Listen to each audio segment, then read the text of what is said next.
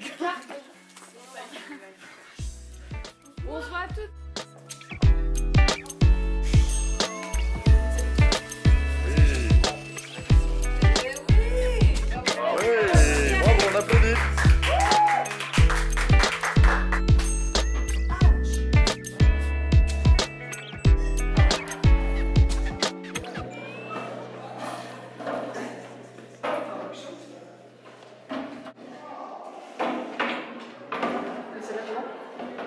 Bah, en fait, on a décidé de mettre des chaises dans l'escalier pour montrer que, par exemple, pour aller jusqu'à l'inconscient, et bah, il y a des obstacles qu'on doit surmonter. C'est un peu aussi en équilibre et ça me penser que l'inconscient, on n'arrive pas à y aller directement. Oui, et l'obstacle, ça peut être aussi genre la matière et du coup notre corps en fait. Parce qu'on n'est pas flexible et du coup, bah, on doit les enjamber. Bah, notre corps est mis en jeu aussi. On ne va pas réussir à se faufiler comme un serpent, par exemple, des choses comme ça. Faire un peu comme Cogit il a fait. Ouais. C'est-à-dire avec les 3 chaises, par exemple, il y avait la chaise qui était matérielle, il y avait la photographie et la définition. Et si on fait un peu la même chose, bah, ça montre qu'il y a différentes perceptions. Ce projet, il vient de l'idée, de la volonté de ne pas aborder, de ne plus aborder la notion d'art qui est au programme de Terminale L comme d'habitude, comme on le fait classiquement, pour essayer de faire comprendre non seulement théoriquement aux élèves ce qu'est l'art, ça c'est le boulot de la philosophie, donc on a l'habitude, mais aussi de leur faire comprendre pratiquement et reconnaître pratiquement ce qu'est une œuvre d'art. La définition théorique, elle est essentielle, elle n'est pas suffisante. Donc l'idée, c'était comment faire venir peut-être l'art au lycée, comment les rendre acteurs, voire artistes dans cette démarche-là, et ensuite de faire venir un artiste, Jean-Michel Zazie en l'occurrence, pour les faire créer eux aussi, pour leur faire prendre conscience qu'ils pouvaient incarner de l'idée dans de la matière. Et que du coup, bah, il fallait qu'ils s'investissent dans ce projet de faire correspondre des idées à travers des citations philosophiques ou à travers des pistes de réflexion et des œuvres.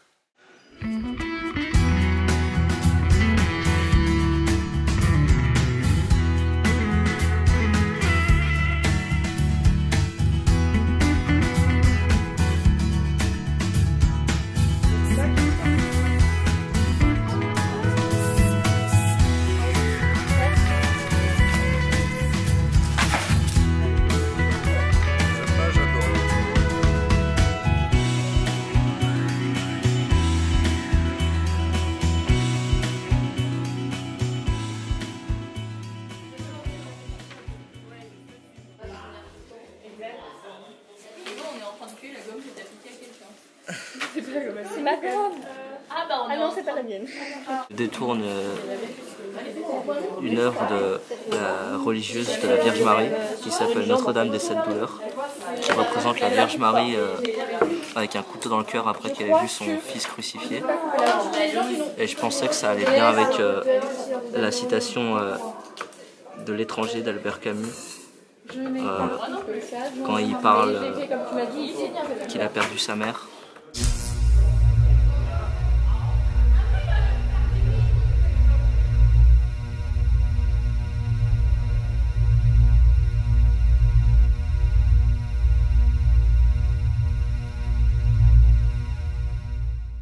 On a décidé donc de partir sur les incipits de romans, en fait, parce que c'est un critique qui disait que c'était le moment le plus important du roman, où tout était là, tout était dans l'incipit. Donc j'ai choisi quelques phrases de romans un petit peu emblématiques de la littérature, et puis j'ai laissé les élèves travailler sans leur dire. Certains romans étaient connus d'eux, d'autres romans ils ne les connaissaient pas. Et donc on est parti de là, de leur réflexion. Ensuite, je leur ai demandé de faire des petites recherches sur le roman. Je leur ai présenté aussi des œuvres qui m'avaient été envoyées et qu'on pouvait mettre en lien justement avec ces romans. Alors certains ont choisi de partir des œuvres qui ont été envoyées et d'autres ont décidé de partir sur toute autre chose. Donc quelque chose qui correspond peut-être plus à leur culture aussi, à leur sensibilité.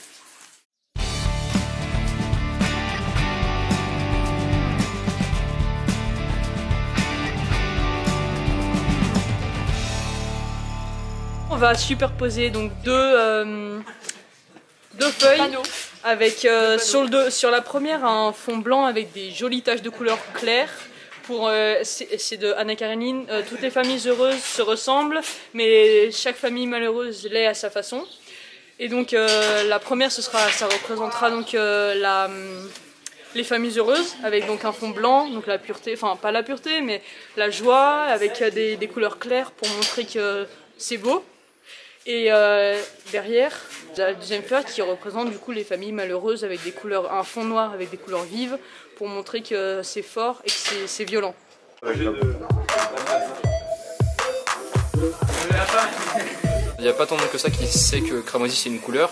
Et le principe c'est d'écrire cramoisi sur un fond cramoisi mais dans une couleur verte un petit peu moisie qui ressorte. La beauté, ça se reflète surtout par l'intérêt que ça suscite. Et du coup, prenons exemple sur l'œuvre qu'on avait choisie, les joueurs de skate d'Autodix. C'est une œuvre qui n'est pas forcément très belle, elle est vraiment plutôt laide en soi si on la compare à par exemple la Joconde. Je pense que c'est justement ça qui est intéressant, c'est de travailler sur la laideur en tant que beauté.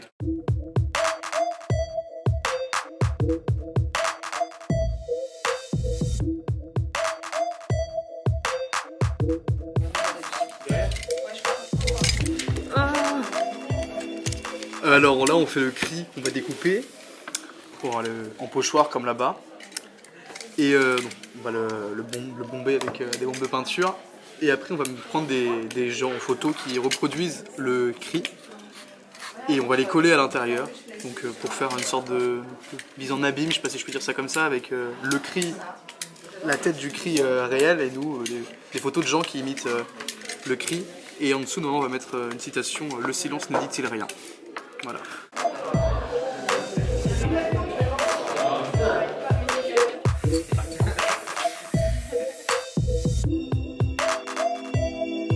Au tout début, on avait pris le monochrome de Klein avec la citation donc l'artiste ne remplit pas une surface blanche, il la vide.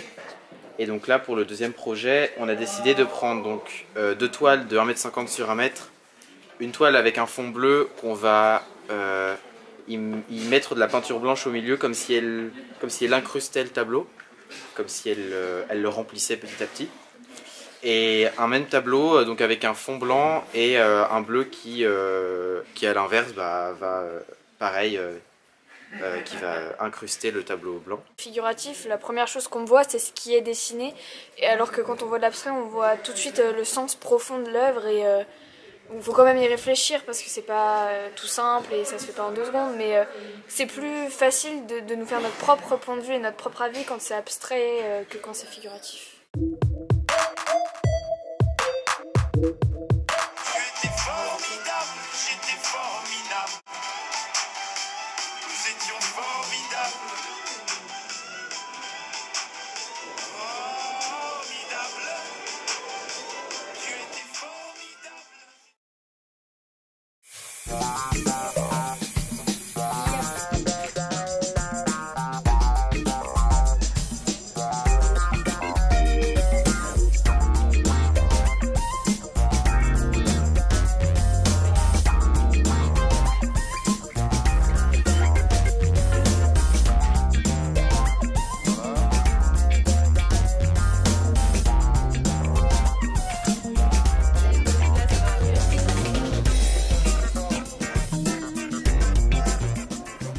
Analyser aussi des citations philosophiques, des sujets de philosophie sur l'art, et on a essayé ensemble de comprendre comment les unes pouvaient incarner les autres, les unes pouvaient correspondre aux autres, et comment entre les œuvres il y avait aussi de la correspondance. Là. On a le croquis. Oui. On a pris un pochoir de Jeune fille et la perle et on va rebomber tout le contour, mais avec les couleurs dominantes du tableau de Kandinsky. Et sur ces fonds colorés, dégradés, on peindra ensuite les formes majeures qu'on retrouve sur le tableau de Kandinsky.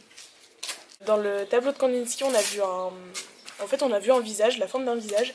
Et étant donné que notre œuvre était en face de la jeune fille à la perle, on l'a vraiment vu comme un miroir. Même si les œuvres ne sont pas du tout datées du même siècle, on a quand même vu une certaine similitude, donc on a décidé de travailler sur ça.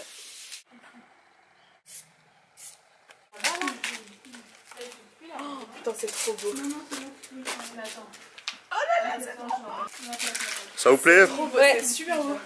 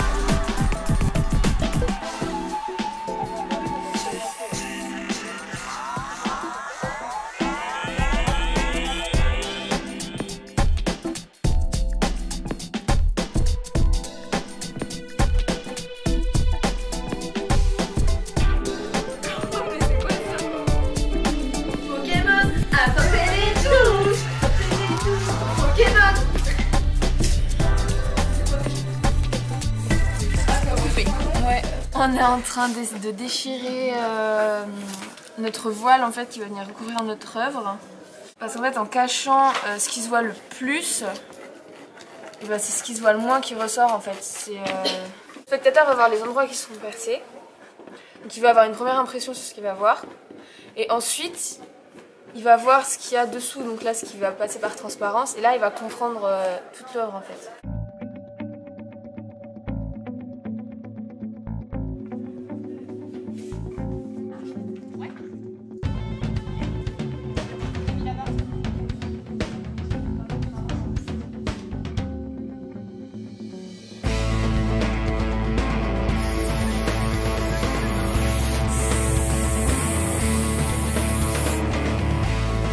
En fait, le rouge, ça symbolise ce qui est sensible, ce qu'on peut rapidement apercevoir, où il n'y a pas forcément besoin d'une interprétation. Et en fait, c'est pour faire contraste avec le noir. Donc là, on va faire le même rectangle mais en noir, qui va symboliser ce qui est intelligible, ce qu'on va devoir réfléchir afin de saisir, et ce qui symbolise l'impossible en fait. Donc elle est dans le rouge, mais elle aimerait être dans le noir. Donc elle va percevoir le noir qui est là. Voilà. Alors ça vient illustrer quel concept? Peut-on désirer l'impossible?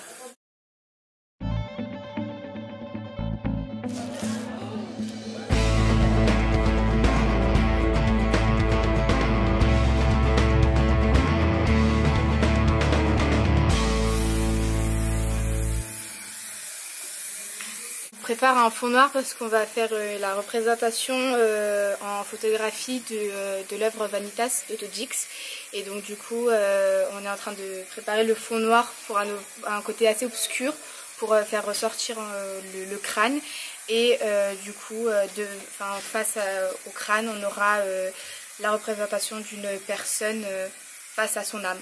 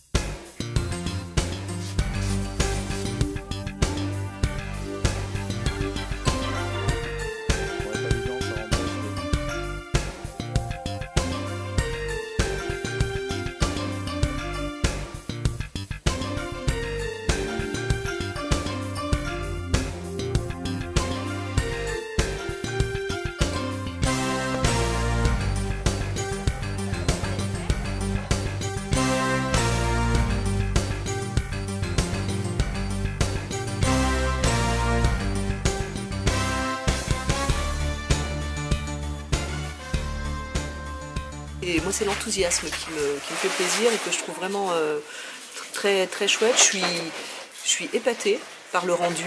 Je m'attendais vraiment pas à ça.